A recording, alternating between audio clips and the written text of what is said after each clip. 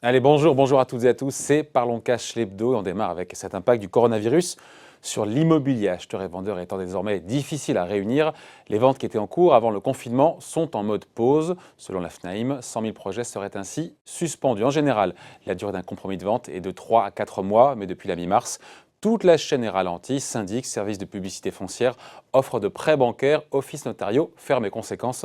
Le droit de préemption peut être reconduit et les compromis prolongés en attente d'une sortie du confinement.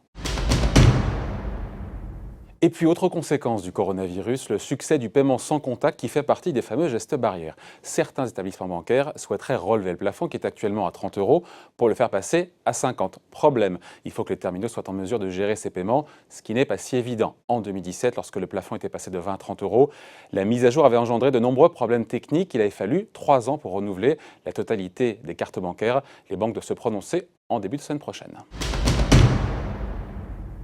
Enfin, petit lot de consolation pour ceux qui avaient prévu de partir en vacances via Airbnb. Les réservations entre le 14 mars et le 31 mai peuvent être annulées si elles ont été faites au plus tard le 14 mars.